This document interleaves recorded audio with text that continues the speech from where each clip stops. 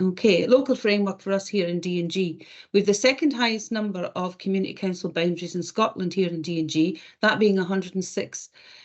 Possible community councillors were we to fill all of those places, as you can see is there. But currently we have 88 established community councils. Now that's not to say that the other areas are not being represented, because in other areas where we don't currently have community councils established, we are working with other models. That might be development trusts, that might be initiatives, that might be hall committees who are actually representing their communities in those areas. We currently have just over 800 community councillors elected. We have a process by which we can fill our community council vacancies throughout and between ordinary elections, and that's known as a casual vacancy election. So I can go into that in more detail to allow us to continuously be able to appoint and put in place, and for community councils to have increasing membership if, you know, for whatever reason they need to do so. Here in D&G, we also pay out a regular annual discretionary grant, and that's in the region, as you can see, that of nearly £55,000 a year. That support that's given to community councils financially and directly.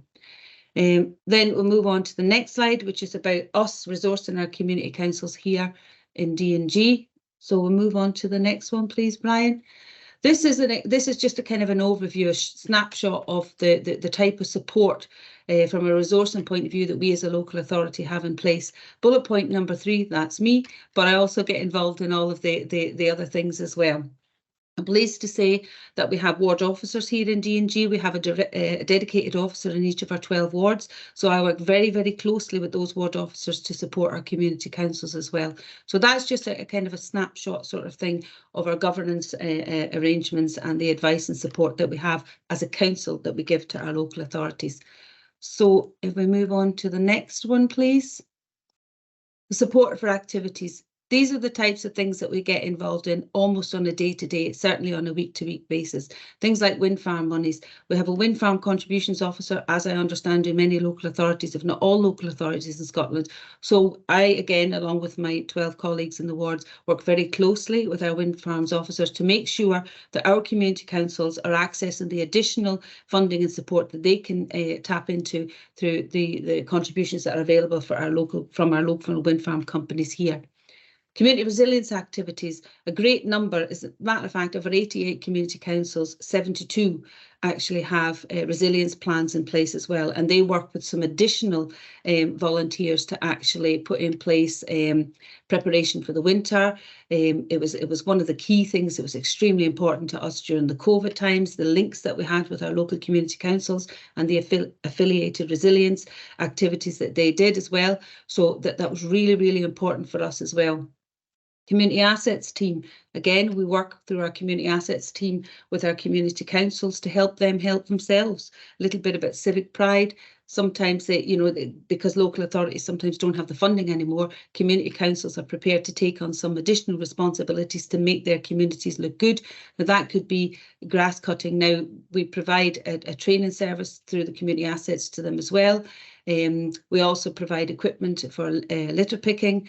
A lot of our community councils do a lot of work restoring, maintaining, and looking after and maintaining our war memorials.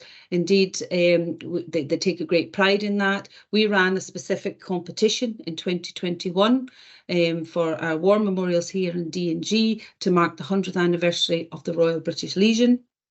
And since then, really, I have to say that the communities have come out and they do a huge amount of work in maintaining and looking after and taking great pride in our war memorials. And again, that's another thing where our community councils are supporting our assets team on a voluntary basis to do that. I'm also pleased to say that this year in the national competition for the Royal British Legion, a great number of our community councils were recognised for that work, and the Champion of Champions for the South region was actually awarded here in Dumfries and Galloway. So we also give access to our village and town halls to community councils where possible for holding their meetings. So it's free accommodation for holding meetings. And we also provide and work with them in some of the larger towns to provide storage space for winter resilience activities and other things as well. And as we all know, place planning, the guidance sites that the community councils are key contributor to developing those place plans. And again, my ward officer colleagues are also involved in supporting community councils with those plans and how to take them forward. So that's a bit of a kind of a snapshot, if you like, of the resourcing, the different types, whether it be governance advice or support for activities. So if we could maybe move on, Brian, to the next one, please. Other things that we do to support our community councils. We have a dedicated mailbox, which is manned Monday to Friday, 9 to 5, or 9 till 6 realistically. And we have dedicated web pages for our community councils. So I've actually put some links in there, which perhaps could be maybe sent on, or the presentation uploaded onto the site, so you can have a look at these in more detail at your leisure. The web pages are undergoing a refresh at the moment. They are still live, so that they are currently being refreshed. But as I say, we keep them live so that the community councils can still access the information. We have a dedicated community council inquiry service. Now, this is one of the things that actually was kind of requested as part of our annual survey with our community councils. Here in Dumfries and Galloway, we have dedicated inquiry services for our elected members, for our MPs and our MSPs. And that actually means that you have one point of contact for sending any inquiry to. We have a team of handlers who then look at the inquiry and then send it on to the appropriate officer or the appropriate department or service, and within 5 days, previously elected members, MSPs and community councils got a response. We now have improved our service, and community councils now also get a response within 5 days. So the other thing that's really good about that is that we can send our community councils a monthly report of all the inquiries that they've sent in, and the responses from every service that they may have received across the council, so they can take that to their community council meetings as a summary of the month or the bi-monthly activities, depending on and inquiries depending on how often they meet. We do customised training and online support. Now, that involves primarily the role of the community council and an overview of the scheme. So we tend to do a lot of one-to-one training with community councils. As a matter of fact, just from September till now, I've been out on 7 separate occasions. I've got 2 more before Christmas. So we go out, we meet with our community councils, we talk them through the issues that they might be having, we talk them through any obstacles they may be having in relation to their role and responsibility. And we do that on a one-to-one basis with community councils as a training and development session. We have a regular newsletter, which I'm always very pleased to share, with loads of information in that newsletter for community councils. But the key thing about the regular newsletter for community councils is this was as a result, again, of our annual survey that we did with community councils about how they wanted to receive information from Dumfries and Galloway Council, either at national or local initiatives and information, and how they wanted to share best practice and news with one another. So they actually use that and send information into us so that we can publish it and share that with other community councils, and they can learn from one another. As I mentioned earlier, our annual discretionary grant, that to all established community councils who meet a very light criteria, because we are keen to make sure that we get the money out to community councils so that they can do the best for their communities with it. And we here in Dumfries and Galloway provide a blanket insurance cover for all our community councils, and that does extend to resilience activities as well. So the next one, please, Brian. Thank you. Ensuring good relationship with our community councils. Well, how do we do that? These are just some examples of what we do. We support our community councils in the engagement role. We actually contracted and brought in the Consultation Institute to do some training with our community councils about their role as a consultee and also as a consultor within their community. We have community conversations. Some of them are led by community councils. Others are hosted on behalf of the Dumfries and Galloway Council by our community councils. And that could be on anything from, recently we had parking strategy here in Dumfries and Galloway, and our community councils were involved very much so in that. We involve young people in a lot of the work that we do, and we have a youth council here in Dumfries and Galloway, and we're currently working and engaging with community councils to see about ways that they can include young people in their community councils. Again, this is perhaps on a par with other areas in Scotland, but representation on our common good funds here in Dumfries and Galloway, all common good funds are represented by members of the local and relevant community council. Again, I've mentioned the annual satisfaction survey. We implement proposals where possible. I've given you a couple of examples of where we've done that. They are actually a key delivery partner for a lot of local events, as I'm sure are they in other areas. In particular, right now, it's the big drivers on the Christmas lights, the Christmas events, and making sure that they're covered for that. And there is for us a parity of esteem for our community councils being recognised as elected representatives, because, you know, just recently, as we'll all sure did across the whole nation, we had Remembrance Weekend. Our council here lay a wreath at every one of our 104 war memorials across Dumfries and Galloway. We only have 43 elected members, so the maths speak for themselves. They can't all be in all places at once. So our community councils represent our elected members at those events and lay wreaths on behalf of Dumfries and Galloway Council. So that's just really a bit of a further. So I think if we'll just maybe move on, you'll be pleased to know I've just got one more slide, sorry. So innovative projects in local communities. The installation and maintenance of defibrillators is a key thing for a number of our community councils just now. We're working with, and they are working directly with the St John's ambulance service to look at, to make sure they're getting the appropriate training. We as a local authority are given permissions in some locations for them to be installed on our buildings, our community buildings, because they often, as we all know, tend to be right in the heart of the community. And our community councils are raising a huge amount of money to purchase these defibrillators as well. Again, I mentioned the maintenance of war memorials, so that's another ongoing thing that we have all the time with our community councils. Maintenance of bus shelters and litter picking, interactive information boards. We have some community councils, in particular in our more kind of rural coastal areas, where they regularly are out decorating and enhancing bus shelters, different things like that, putting up interactive information boards, because it's key for them to bring tourists into their rural areas and into our rural communities. Local resilience, community resilience plans. Pleased to say that we as a local authority received a Causal Excellence Award for the work that we do in relation to the resilience plan that we have in place with our community councils. So we you know, that to me is a kind of a testament to how much and how involved our community councils and affiliated volunteers are into doing that. We have some community councils who are running traffic calming measures. They've been working with Police Scotland, Dumfries and Galloway Council to put those in place, and again raising the appropriate funding to allow them to do so. We have the Upper Nithsdale Trust, another really lovely, great, wonderful example of a less affluent, more rural area in our region, where people take great pride in their communities. As a matter of fact, again, both of the areas that I'm about to mention, Kellyholme and Kirkconnell and the Royal Borough of Sanquhar, have received numerous awards over the years for, you know, best kept town, best kept village, that type of thing. But that trust allows them to do that, because what it is an amalgam of the community councils for that area, whereby the chair, the vice chair and the secretary of the community councils come together from each of those community councils to look at what each of those areas actually require.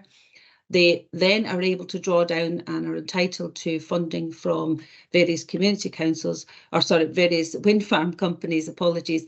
And what they do is they use that funding then equally divided, regardless of how many per head per population, are equally divided to do the best for both of their local communities as a collective. So it's a really wonderful example of community councils, partnership working, coming together.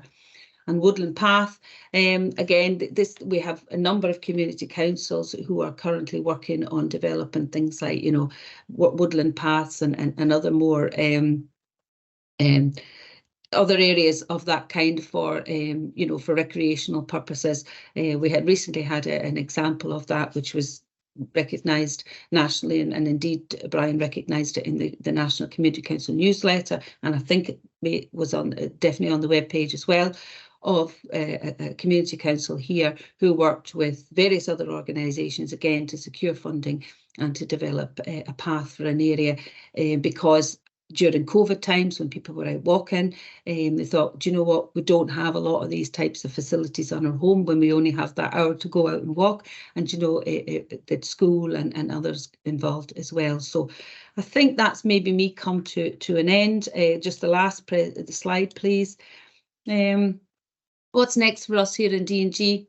Loads of more of the same, improving on it.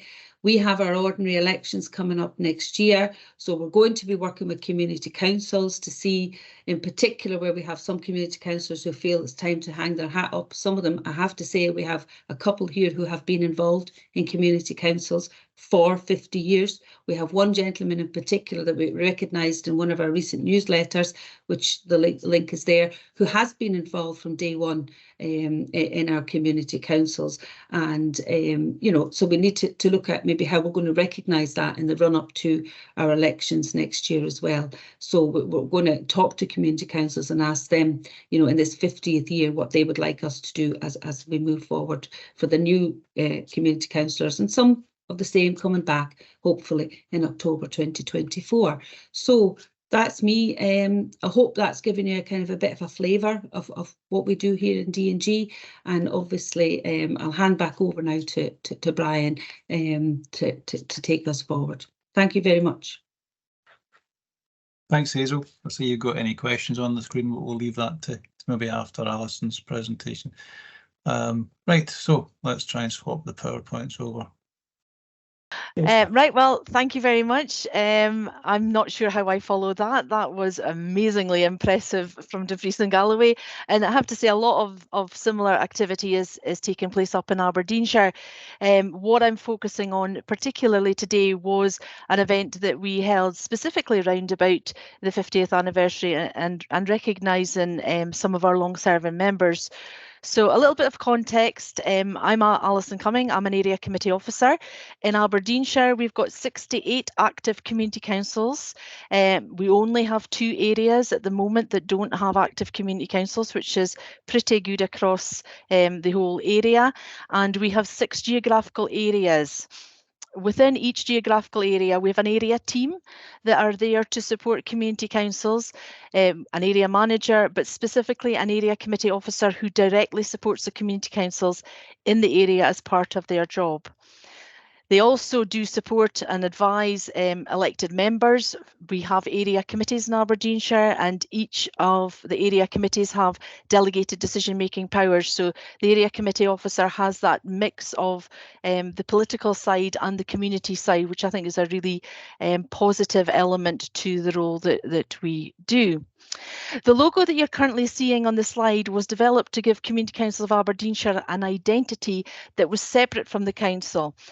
It was also to allow us to put a colourful and attractive stance on communications posters and to take it away from being badged with the council logo, which we felt was really important in ensuring the independence of community councils from the council. So that has been a really important element of what we've done. We now use this logo on everything we do for community councils, including within the council website and when promoting anything community council related. So that's something we use parts of it. We use the circular element separately, and it's just identified an identity for our community councils.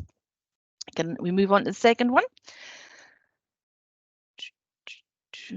So we've had a long service award scheme within our scheme of establishment for many years, but the onus has always been on the community council letting us as officers know when they had an eligible member, which is over 20 years of service. And when a request would come in, the area committee officer would deal with it locally and arrange for a certificate to be printed and handed out by a local councillor at a meeting of the community council or the area forum. However, given that we'd had this issue called COVID, we'd had a number of years where we hadn't received any requests, and with the COVID situation, it wasn't the forefront of people's minds, so no presentations had been made for a number of years.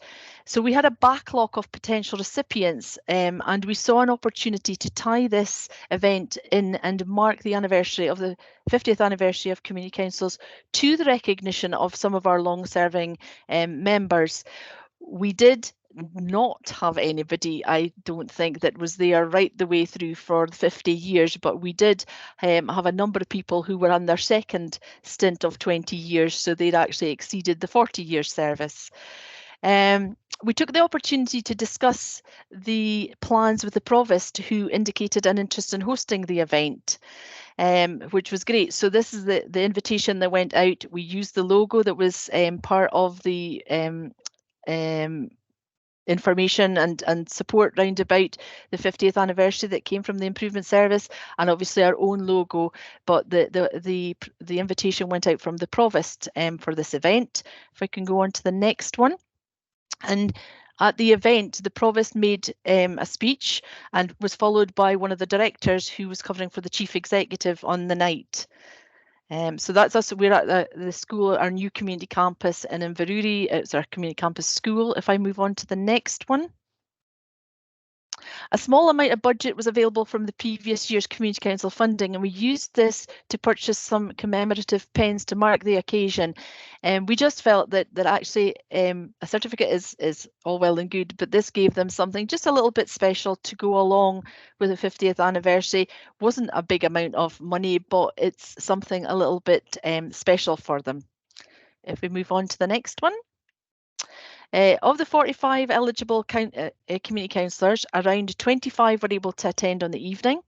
Each of the recipients got their certificate and pen on the night. They were announced by the Provost and handed out by the leader and the chair of our Communities Committee.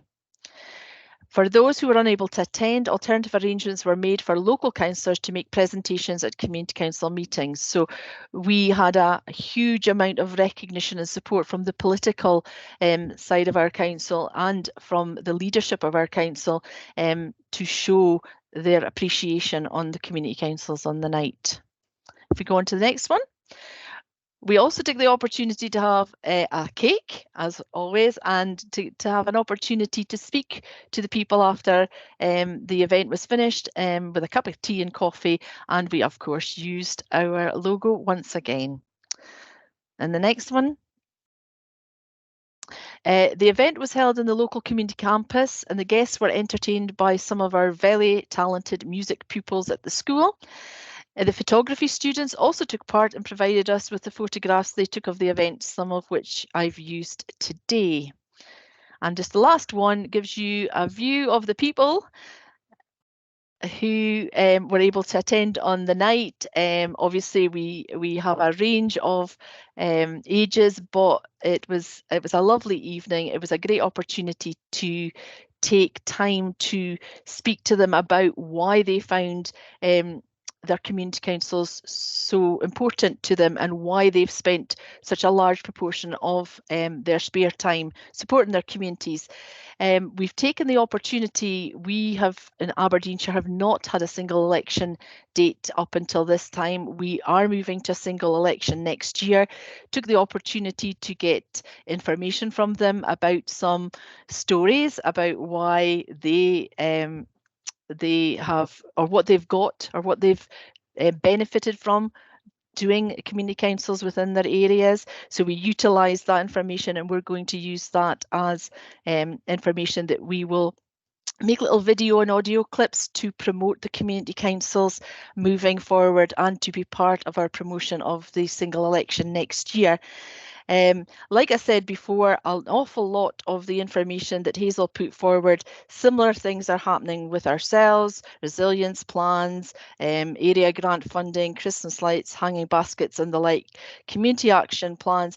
One thing that I would bring to your attention was a project that was done in Aberdeenshire round about really changing the type of engagement that was done within community councils, trying to move them on about not depending on people going to minutes to get information about what the community council was doing, but to get them to make little video or audio clips that were very small and easy to access so that people could get information about key decisions or key activities that the Community Council were doing fairly quickly afterwards, and to make them a bit more interesting. So that's a project that we've been doing in our community councils that were involved in that. We did a pilot project, have been working on developing some of the information through newsletters, but also using video and audio clips to tell their communities about what they are up to. And it can be as simple as